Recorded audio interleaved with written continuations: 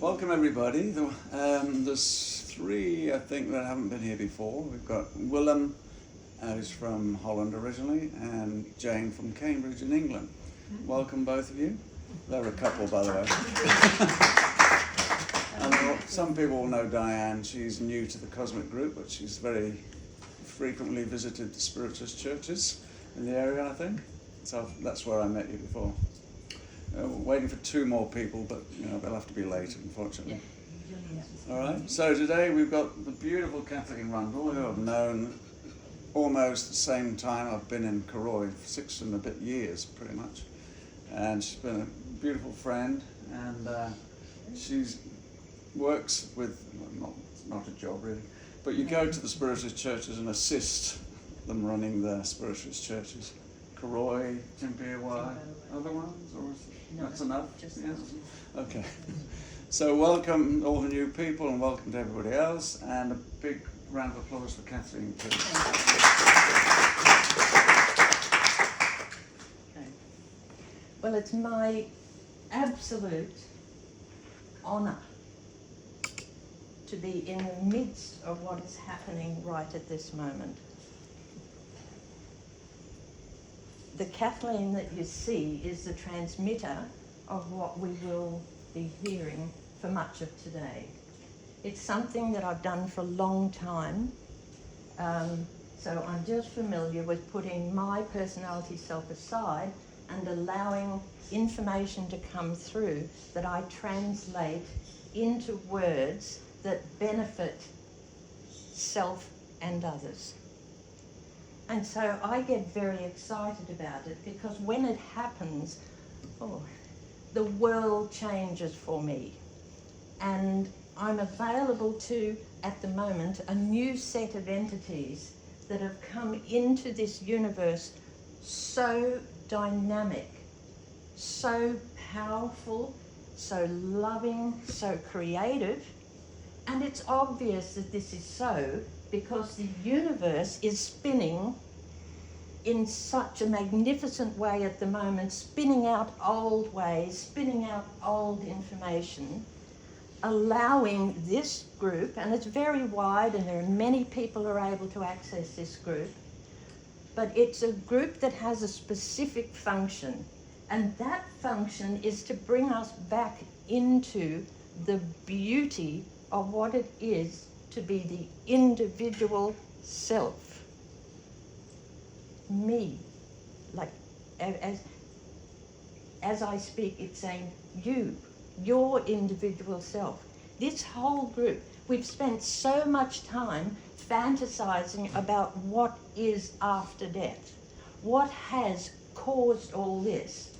What are the themes of evolution? There have been many questions that humanity have asked, and we've borrowed lots of solutions from many, many universes that exist. We've borrowed much. The borrowing is over. The borrowing is over. The difference between what was and what is and what will be could not be more different. We are on the verge of a sacred evolution of that which is. A realization, a bringing into form of everything that has been building and unifying, important word, unifying in the cosmos as it gazes at, embraces and holds us. Us. We have become used to hearing tirades about humanity and what we have done to the earth and what we do to each other and what we do to animals. We have become so accustomed to that we have chipped away at the reality of the difference between the view that the universes have of us and what is. The difference is huge. We expect in a most complicated and difficult environment that we should just step in as little babies, grow up and handle it ever so easily, and that's how it should be, and everyone should be kind and everyone should be patient. and everyone should be loving. That's not what we set out to do. That's not how it works.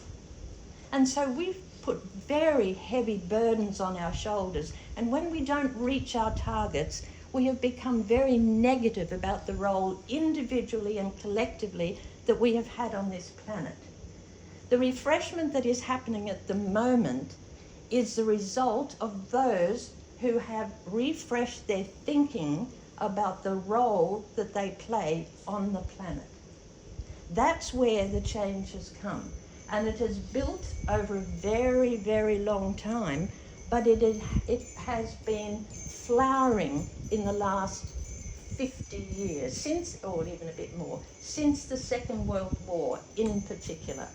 The disasters of the early last century, from depressions to wars, evoked the greatest outcry from humanity. If you see me cry, it's because the love overwhelming me so strongly, I just cry. So the love, all of the dramas of the first part of last century evoked from humanity a call. And the call was, we need refreshment. We are feeling so miserable looking at all of this and feeling the pain of all of this. We need refreshment. Every call that goes out is instantly answered. So the answer was made available in the signature information in the broader sense of humanity, there for anybody to access at any time from that moment forward, because it was given. That's so important to understand that. Was given to the whole collective, not just to an individual, not just to a special person, not to some creative individual whom we honour and extol. No, that information has become available to you, and you, and you, and you. The difference between what was and what is that we've been led forward by strong people, very strong people. And we have followed them like little children and sometimes like sheep. And we have allowed ourselves to become dominated by those in the know, who are powerful, who are wealthy, who can manipulate and control. Not completely obviously, because we have magnified and brought forth much, which is wonderful as well. But as a race, over an evolutionary period, and that was not wrong. So I'm not complaining or negating that. That was part of the evolutionary development where we were cared for by this process, where we were enabled to grow and become more individual and more of whom we are. And we required, just as little children require a form of shaping until their identity emerges and they become strong and begin to contest who is trying to control them, so we have grown. As a species, as a human species, a beautiful species. The applause for the species is just extraordinary. The presence in this room, there are about 40, I mean, not of you. There are about 40, and the task is to provide a little, and I'll say a little lightening. They know that we as humans take our time to make changes, particularly deep changes. And so they don't come to ask you to wipe out all that you have ever known and to accept all of this information that is coming forward. They embrace you. There is a little light in front of every single one of you, and they look at you. They're doing it. They're looking at you, and their presence is simply to comfort you. Because when you're entering into a new mode of being and refreshing the mental, the physical, and the emotional self, It is a departure from the limbic system and the other emotional systems of the body. It is a departure. So it becomes enervated. And so we require comforting. We require a little security. And so that's what they're doing with each and every one of us. They're there to calm us and give us a little security as we walk forward into the new. Now I'll have to pace myself because this actually, what time do I finish? 3-ish. 3-ish, okay.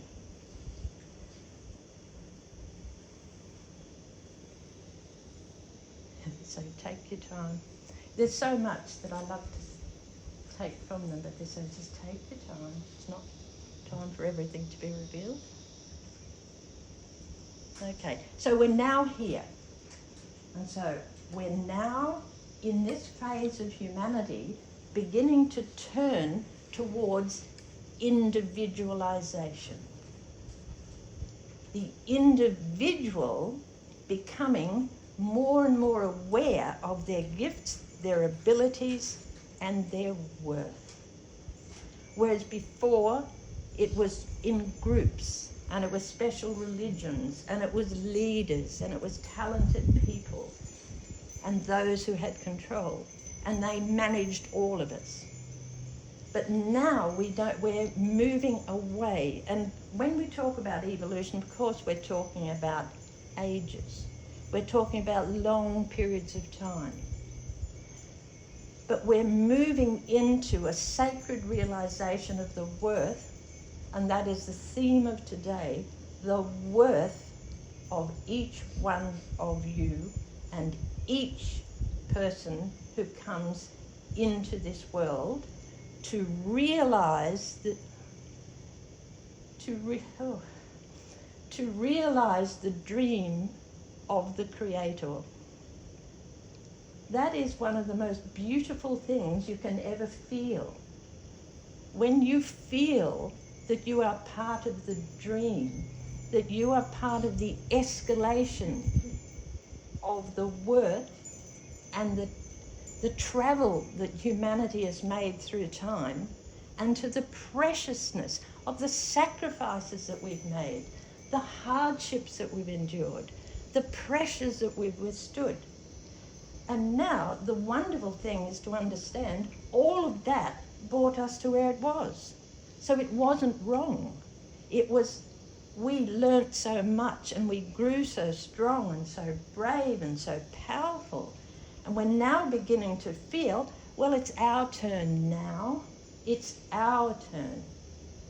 Now, why I say that is the revolution in consciousness has been back to the individual, away from the group, which that is what is managing the evolution of the world at the moment, the evolution of our planet. And you will notice in all of the information that is coming from the wider world and the news feeds and whatever, on all levels, we are individuating and we are looking at who we actually are physically, emotionally, mentally, in every way, and we're saying, well, I'm going to be me. I'm not going to be who society says I am. I'm not going to accept what everybody else says. I don't care what I've got to go through, the ridicule, the humiliation, the drama, the ostracism.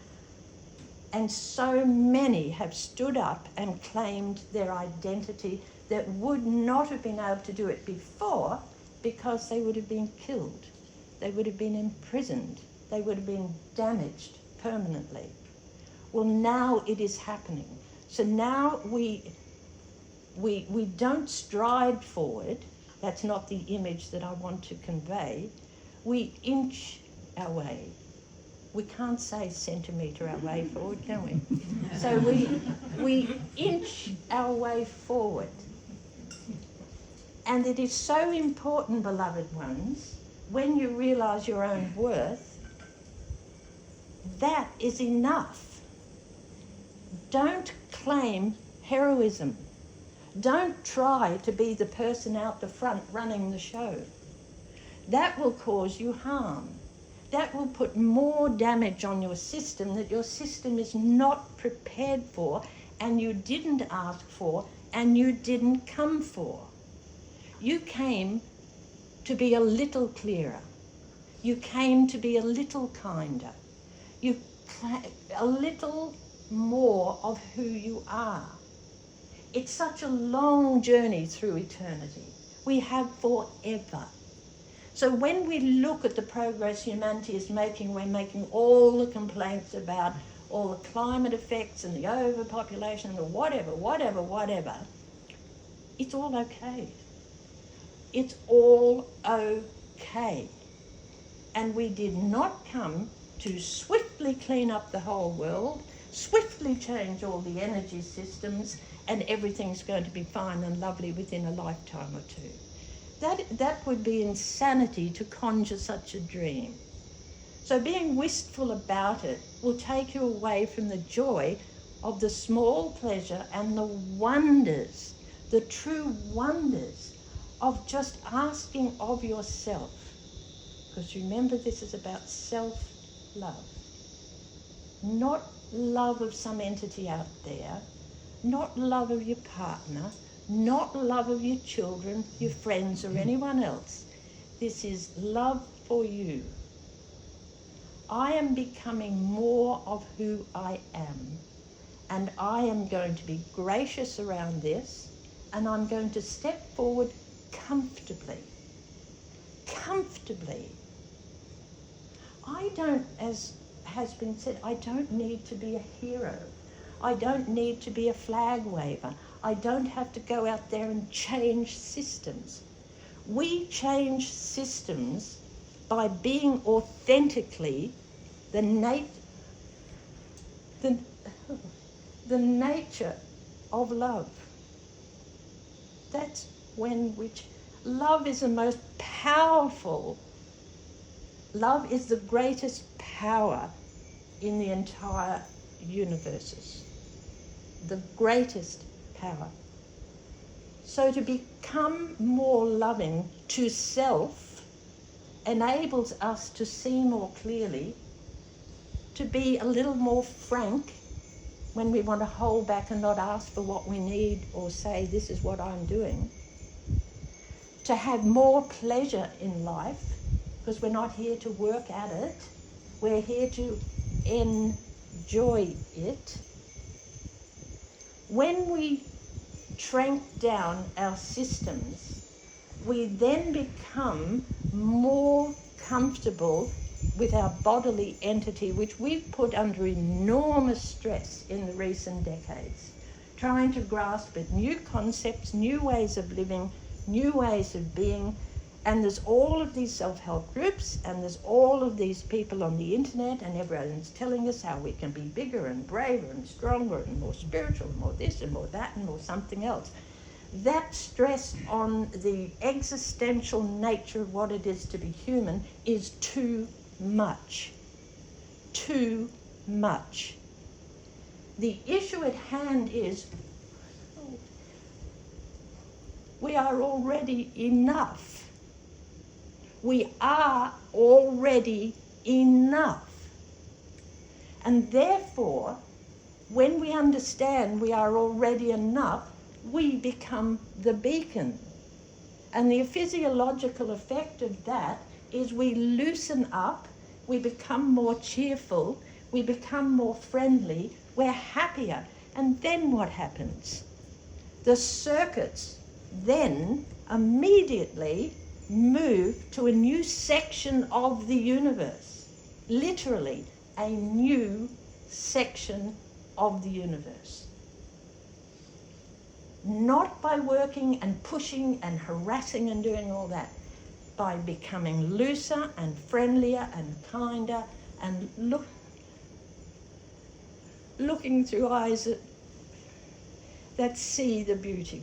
Looking through eyes that know the worth of every single human, no matter what you think they're doing, no matter how they've behaved on this planet. It is intricately patterned to create the necessary forward movement. And there are issues in the genetics and in the harmony of the earth where individuals need to portray certain behaviours and create certain ideas and to do certain things to be able to realise, because that's what we're here for. We are here to realise the dream of the Creator, not to think it up. We've thought it up. We are the ones who thought it up and sent this little bit forward. So the dream is concocted. The dream is in our heart. The dream is in the convoluted universe. It's already there. So, precious people, precious, precious people, you are the forerunners of the new earth. Not because you battled and displayed extraordinary courage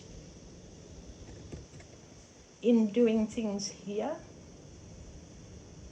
Being here is the courage. Being here and exercising the authority of the human amidst all of that. That's the heroism. You don't have to do any more. So let's just unpack that a little. On a daily basis, if you find there is much to contend with, there are dramas, there's news that you don't like, there are people perhaps impinging upon you, there are things going wrong, what do? If you absorb those influences, you become part of the stagnant energies over here. And those stagnant energies will simply pull and magnify. And again, it doesn't matter because we're all doing our very best. But the option is, and it's an option. Remember that, it's an option. And when you think of it as an option, it leaves your whole system more able to hear what's being said and to think, oh well, that might be worth thinking about. I might get there one day.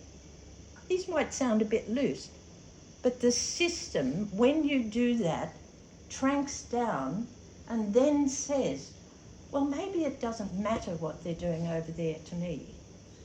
Maybe I can't do anything about all of that. There are other people doing stuff all about that. And you begin more to go into the being that you are and to find the resources to become unconditional. Unconditional doesn't mean that you look at something horrific out there and say, well, that's wonderful. Doesn't mean that. Unconditional means you find the peace in yourself and the acceptance of your role to be able to say it doesn't matter. I know that sounds odd, but that's what unconditional means. It doesn't matter.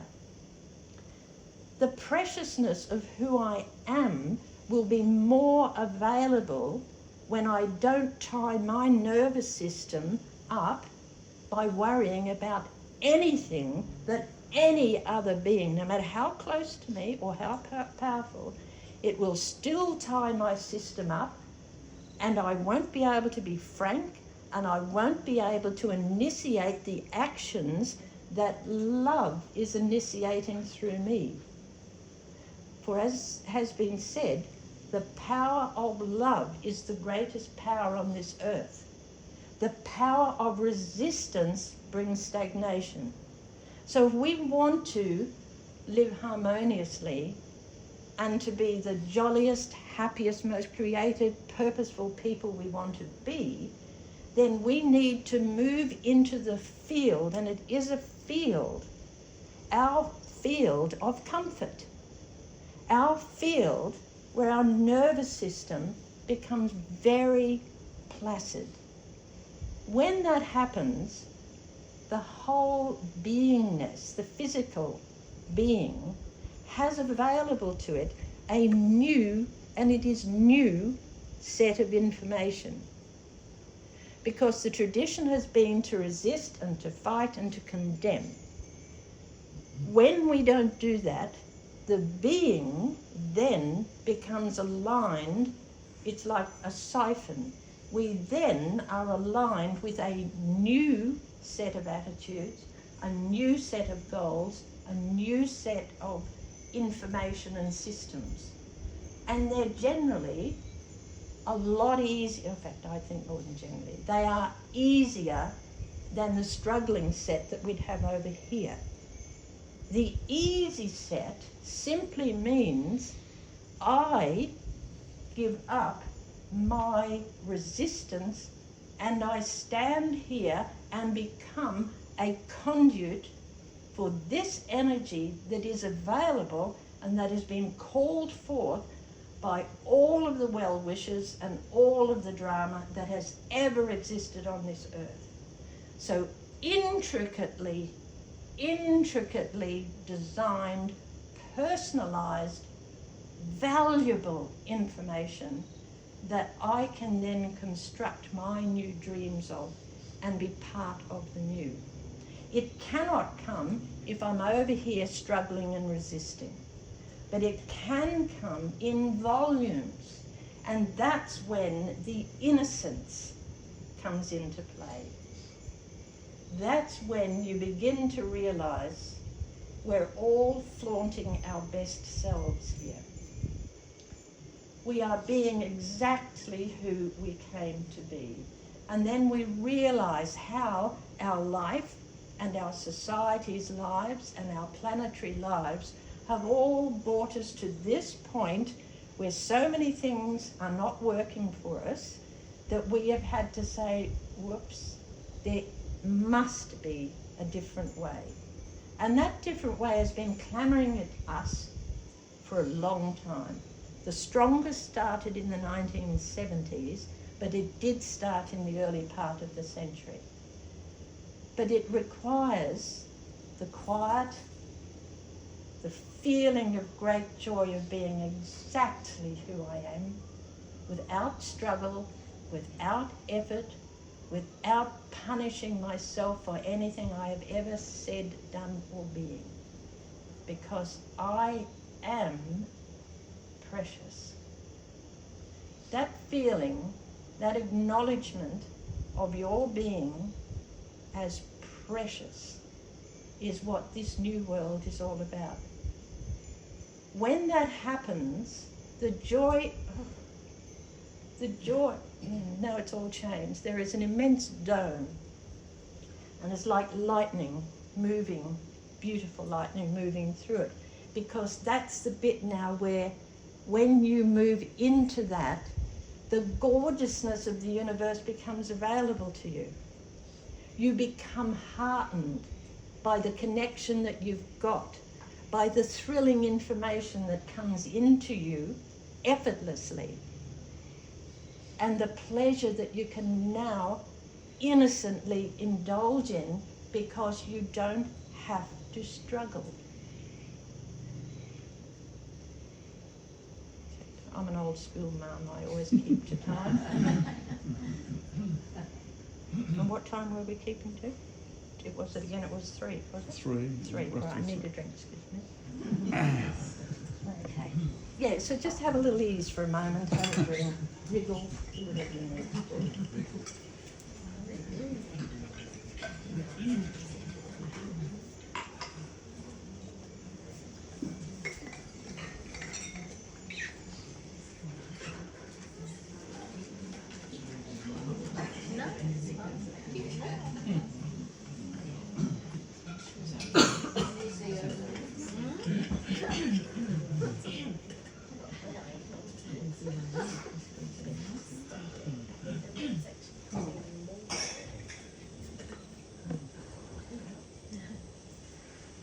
Now I want to turn it all on its head. Okay? Now I want to pretend. And again, please, when I say I, it is not me. I'm just whatever is coming through. So now Okay. I want to fabricate. I want to create an innocent drama. Okay? An innocent drama. And that is an innocent drama, is that I'm the worst person in the world. I have done some tragically awful things on this planet. I have been despicable, evil, horrendous. And though I may smile when I'm saying this, you are aware there are many such.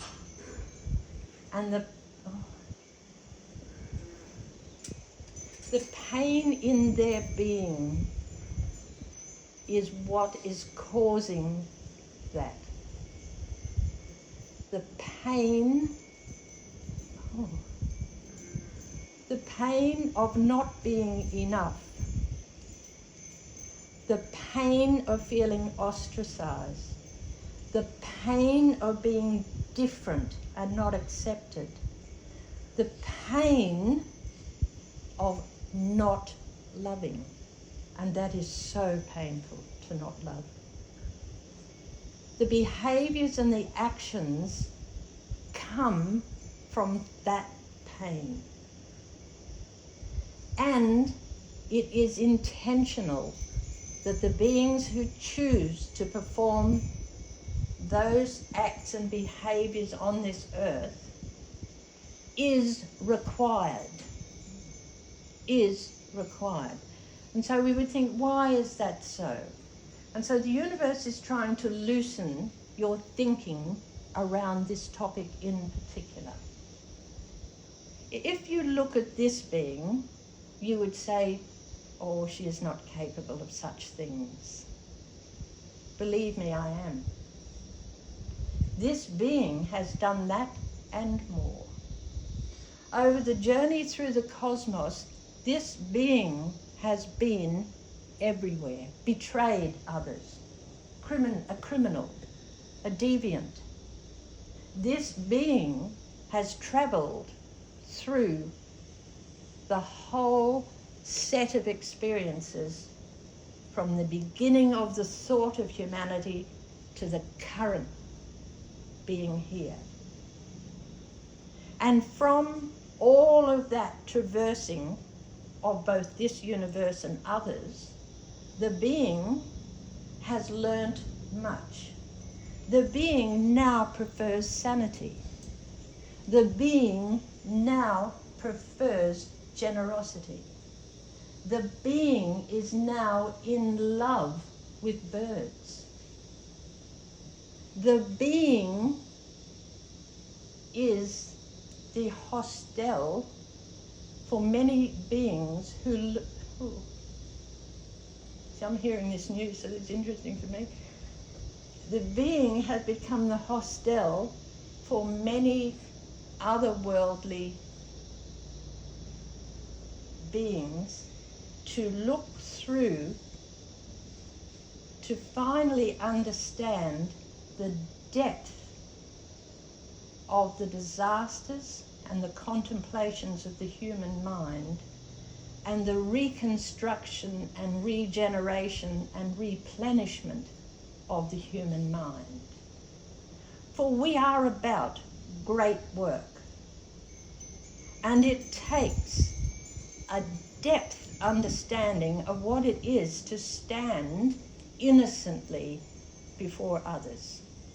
A depth, a long travail, many mistakes, many mistakes, and all the time winnowing out anything that does not serve. And in this way, we have all advanced as a race, and we have all become more. There is still much to be winnowed out, and we have eternity to winnow it out. So the emphasis is, whenever you feel that you want to claim the part of you that is the innocent part of you, you stand at the end of thousands of lifetimes where you have winnowed out many evil acts, many harshnesses, many hatreds, many things that you would deplore in yourself today. But you are yourself today as a result of the great depth of understanding that you now have through that winnowing. Now you have intimations that there is more that the human can be. You have a role to play in lifting us all even further, in bringing us up another little step. That's the role that anyone who has chosen to come onto this earth takes. Every one of them, no matter what they've done. It is a part of depthing the consciousness of beingness, first in a frail body and a frail mind and a dangerous environment, and becoming carefree and becoming so enlightened and enlivened that we are aware of that which we are, and we know we are precious, and then we turn to the light. Oh, we turn to the light. They're raining down on us such amazing, beautiful, crystal little things that are just gorgeous. They're like little fluttery butterflies. And that's what happens when you become a conduit for that. Every moment that you look at another or look at an aspect of creation, love pours through you because you're in admiration. You are looking at it all, seeing it for what it is, and not trying to change it. Not trying to change it. It will, of its own accord and through the miracle of what it is to become realized, it will, of its very nature, become whole, clear, and positive. By its very nature. All of that depravity is guarded, heralded, cared for, and then winnowed out of our collective role. So we don't feel bad about it. We move into the unconditional. I will remain that one who does not complain. Does not complain. That's critical. A complaint simply means you haven't understood the role of what is occurring. You haven't understood the other.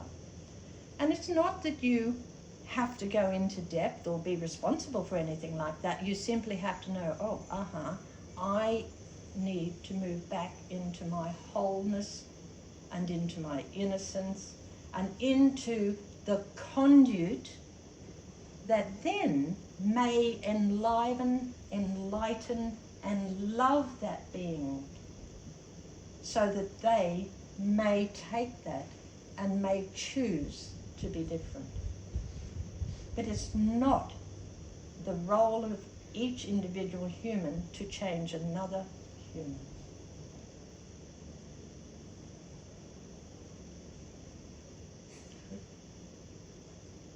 They want a little minute. Thank you. Have a little draught of water. Oh, they just want to say they love you, of course, and I forgot to say at the beginning. And that's not a throw-off. I sort of made it sound as if it was a throw-off, but it's not. If you would understand the value of yourself, you would cry yourself when you heard me say that. Because the energy that comes through awakens the system, particularly the limbic system. But it awakens the system, and then the channels become open and the glory flows through. The glory of what it is to be a loving being on this earth. So let it fill you. Don't just let it go into a little mental space in your head.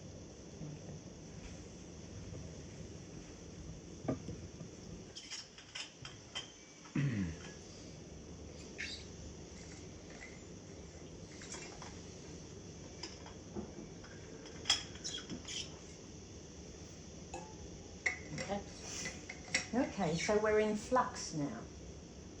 We are as humanity. They're speaking with you now. So, because the beings, and this is the joy of it all, you are familiar with. The beings who present this are you. They're you. There's more. There's a whole collective. But there's not one single person sitting in this room who doesn't have an advocate and a presence who is here guiding what is being said, both for the collective and individual good of each person here. And it's entirely possible. Remember that this universe is multifaceted with incredible diversity and intricate nature. And so it's entirely easy for the universe to assemble, knowing who would be here, to assemble the beings of yourselves and an arrangement to allow you, even who you're sitting next to allow you to pace yourself through the presentation and be available to the bits that you have been asking for in the core of your being. Thank you.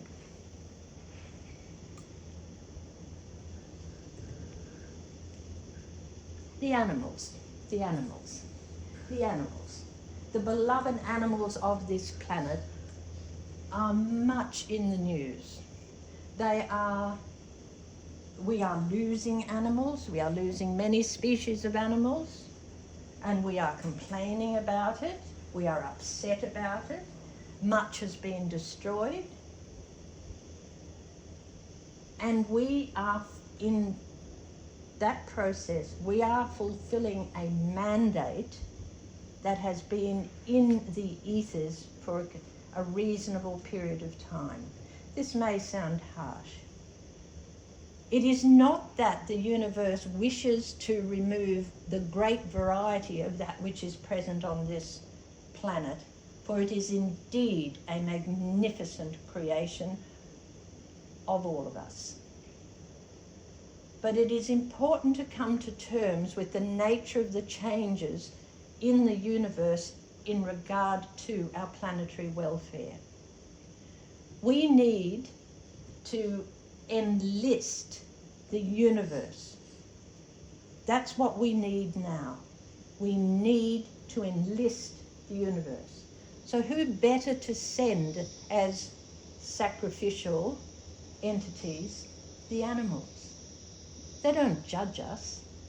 They simply come.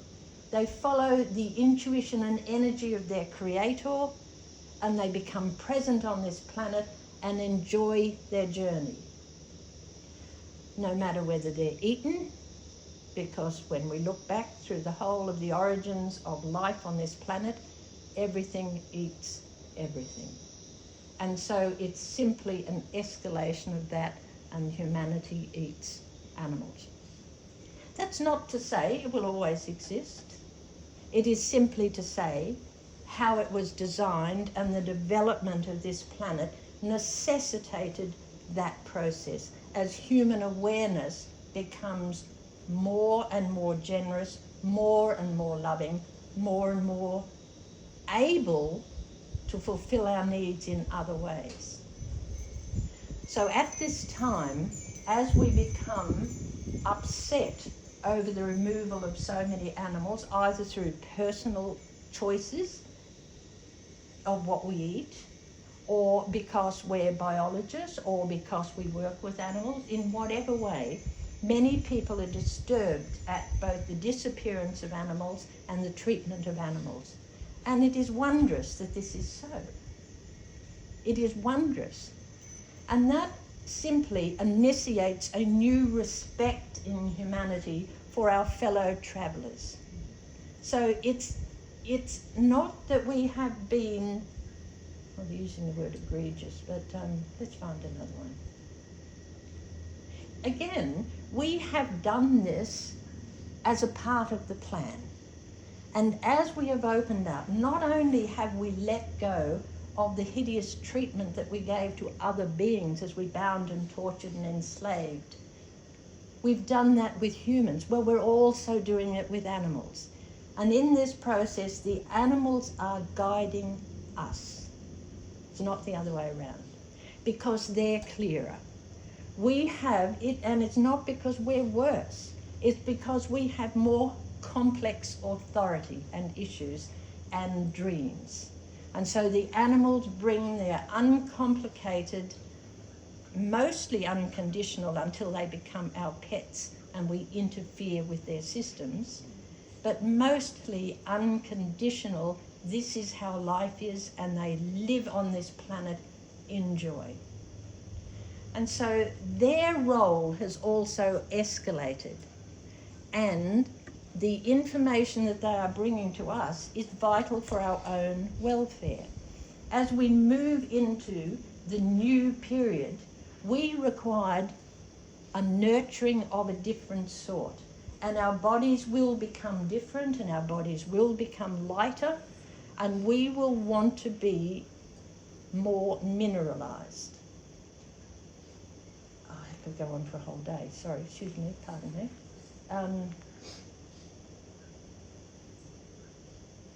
You see, what's happening, I'm blaming them. It's me. When I hear something, I want to know more about that. Okay, so back to the animals. The role that they play, they're here because they're conduits of love. They have a complete ability to love that which harms themselves. And that is unconditional love, which humans are aspiring to, and down the track, we'll all get there. But animals are already there. They do not blame. They simply, what is. So the presence of the animals on Earth, including all of the animals who are going to be eaten, they have a function to bring about a merciful quality in humanity. A merciful quality, where we no longer back away and make that the other, the different coloured race, the different sex, the different sexuality, the different mind space, the different whatever. We can often push them away, put them into a box, and we don't have to feel their uniqueness. And so animals have none of those judgments. They will simply love the murderer. They will simply love the lover. They will love regardless. And so there are those that get tormented, and they will have hideous conditions to deal with, but their innate being resides in love. And so when we begin to become aware of that, because we don't make them so much the other that we can push out, kill and eradicate, we begin to notice the freshness of the universe and what we are being shown. And we are being shown the extraordinary gift of animals in their uniqueness and their merciful quality. And that is awakening us so that we wish animals are better treated. We wish animals are protected. Now, we've got a long way as a humanity, but as has been said, do not despair. Do not count the cost. It is incredibly important to not take stock. Taking stock drives us into despair. Driving into despair means we lose hope. When we lose hope, we do not have the facility of bringing in the information that will help transcend those circumstances and enable us to refresh the design and create a world that is more friendly to animals and to care for and generate new varieties of animals over time. So the work with animals is one to adjust the being, to see them, the beingness, to see them with eyes that are different. Not eyes that are maudlin or, oh, the poor animals. That is an inappropriate response. the same as in the human sphere, where it is never wise to look at another and say, oh, the poor thing. It is always wise to take a step back and go, relax, and to feel it's all on track. It is all on track. Because that which is, that loving creative intelligence of which we are, is so magnificent, so deep in its joy, so extraordinary in how it encompasses all things without judgment. That is available to us as we free our minds from jealousy, deceit, hatred, rejection, resistance, and many other things. And so the goal is simply to lighten up, let go, befriend all things, befriend all things. Beloveds, thank you.